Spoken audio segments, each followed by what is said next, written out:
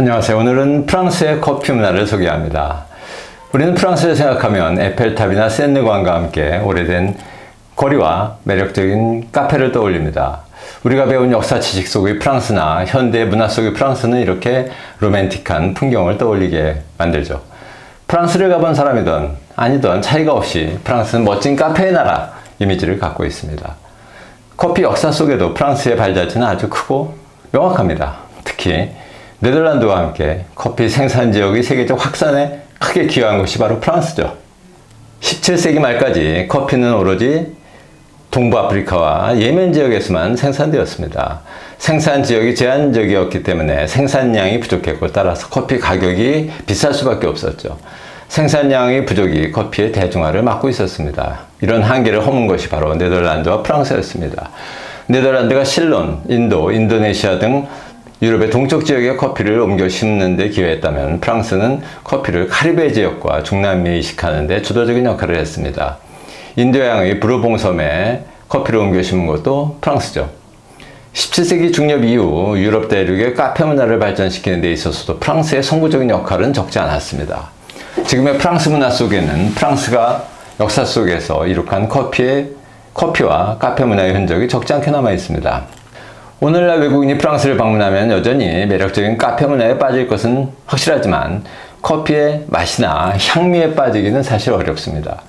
누군가 프랑스를 방문하고 커피의 맛이나 향에 빠졌다고 말하면 셋 중 하나입니다. 커피를 잘 모르던가, 미각이 둔하던가, 아니면 거짓말을 하고 있던가. 프랑스인들은 거칠고 쓴 로부스타종 원두가 들어간 커피를 선호합니다. 우리가 보통 즐기는 아라비카종 커피, 그 중에서도 고급이라는 스페셜티 커피에 비해 가격이 저렴하고 향미도 약한 것이 보통이죠. 커피가 대중화된 19세기 후반에서 20세기 전반까지 프랑스의 식민지였던 아프리카와 동남아시아 국가들에서 쉽고 싸게 가져갈 수 있었던 커피가 로부스타종이었고, 이런 커피 맛에 익숙해진 것이 하나의 배경입니다. 지금도 프랑스의 대표적인 원두 기업들은 아주 강하게 볶은 로부스타종 커피를 베이스로 하고 여기에 아라비카종 커피를 더하는 방식을 사용합니다. 프랑스의 커피 문화는 카페 중심의 문화죠. 프랑스의 카페를 이야기할 때 반드시 등장하는 카페가 하나 있습니다. 파리에 있는 카페 프로코프죠. 1686년에 문을 열었죠. 중간에 문을 닫았던 적도 있지만 다시 문을 열어 지금도 성업 중입니다.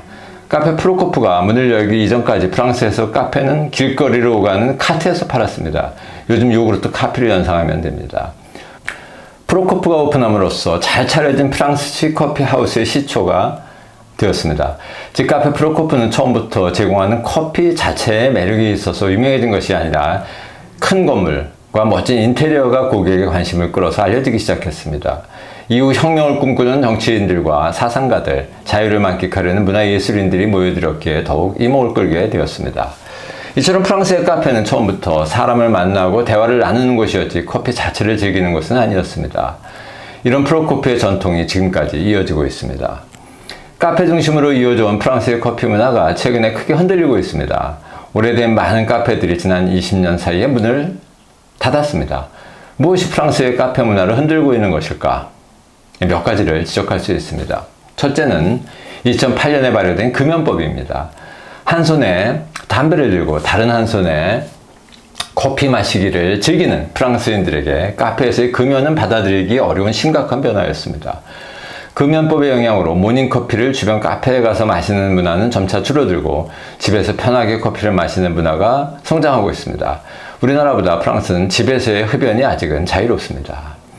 카페에서 지인들과 정치 가십을 나누고 마을 소식을 접하는 문화가 사라진 것도 중요한 변화입니다. 두 번째 원인이죠. 카페에 마주 앉아 떠들던 친구 역할을 손안에 든 모바일 기기가 대신하고 있습니다. 수다를 즐기기 위해 더 이상 집을 나서 골목 카페를 찾아갈 이유가 없어졌습니다. 마지막 세 번째로 프랑스의 신세대 카페 창업자들 사이에서 소비자들이 커피 취향에 맞추려는 새로운 노력이 나타나기 시작한 겁니다. 소비자들이 다양하고 높아진 커피 취향에 맞추려는 움직임이고, 이것은 이미 한 세대 이전에 시작된 세계적인 현상이었지만 프랑스가 외면해오던 일이었습니다. 프랑스의 커피 문화는 에스프레소 중심이라는 점에서는 이탈리아와 닮았죠. 보통 커피 생두를 볶을 때 기준이 된 8가지 단계 중에서 7번째가 프렌치 로스트이고 마지막 8번째가 이탈리안 로스트인 것도 두 나라 커피 문화의 유사성을 말해줍니다. 그러나 같은 점만큼 다른 점도 많습니다. 이탈리아인들은 주그나사나 에스프레소를 마시지만 프랑스인들은 보통 아침 식사로 집에서나 카페에서 우유가 들어간 커피와 페스트리 종류의 빵을 함께 즐깁니다. 오후에는 카페에서 에스프레소를 마십니다. 이탈리아에서는 선체로 빠르게 마시는 것이 보통이지만 프랑스에서는 서두르지 않는 것이 일반적입니다. 외국인이 프랑스에서 카페를 잘 이용하려면 몇 가지 에티켓을 아는 것이 중요합니다. 물론 어긴다고 해서 문제가 될 것은 없죠. 보통 프랑스식 카페에서는 테이크아웃으로 커피를 주문하는 경우가 많지 않습니다. 커피를 마신다는 것은 여유를 즐기는 것이기에 굳이 커피를 받아들고 거리를 나서지는 않는 것입니다. 프랑스에서 테이크아웃 커피를 즐기려면 유명한 프랜차이즈 카페를 찾는 것이 편합니다. 프랑스에 있는 카페라는 상호가 들어간 업소는 대부분 음식을 제공합니다. 따라서 커피만을 마시려면 테이블에 앉기보다는 바에서 주문하고 마시는 것이 어울립니다. 미국이나 우리나라에서 흔히 보는 카페라는 이름의 업소와는 다르죠. 유럽의 많은 나라들이 공통으로 가지고 있는 카페 문화이기도 합니다. 프랑스에도 이탈리아식 에스프레소를 파는 간단한 커피 바가 없는 것은 아니지만 관광객들이 즐기기에는 그리 낭만적이지는 않습니다. 아무리 큰 카페, 아무리 유명한 카페에 가더라도 우리나라 카페에서 보는 것과 같은 화려하고 복잡한 메뉴를 만날 수는 없습니다. 보통 단순한 커피 음료만 있습니다. 보통 카페를 주문하면 진한 에스프레소가 나옵니다. 카페 누아르도 검은 커피, 즉 에스프레소죠. 연한 아메리카노를 마시려면 카페 알롱지를 선택해야 합니다. 우유나 크림이 들어간 부드러운 커피를 마시려면 카페 라떼를 닮은 카페 올레를 주문하면 됩니다. 에스프레소에 뜨거운 우유 거품이 들어간 카페 누아세트나 카페 크렘, 이것은 카푸치노에 가깝습니다. 드립 커피인 카페 필트레를 제공하는 카페는 많지 않습니다. 오로지 커피 문화만을 기준으로 보면 여전히 에스프레소 문화만을 고집하고 있는 이탈리아인들에 비해 프랑스인들이 전통에 대한 집착이 조금은 약한 듯합니다. 오래된 카페 프로코프, 마고, 플로레 등도 유명하지만 새로 생긴 파리의 뀨리에나 카페 루미, 아비뇽의 카페오 브레질 등이 주목할 만합니다.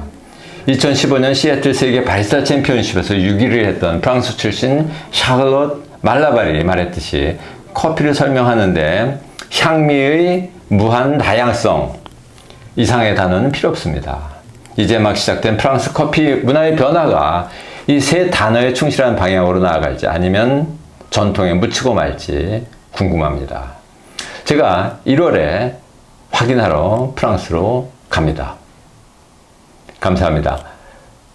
만족하셨다면 구독, 좋아요, 알림, 공유 해주세요. 감사합니다.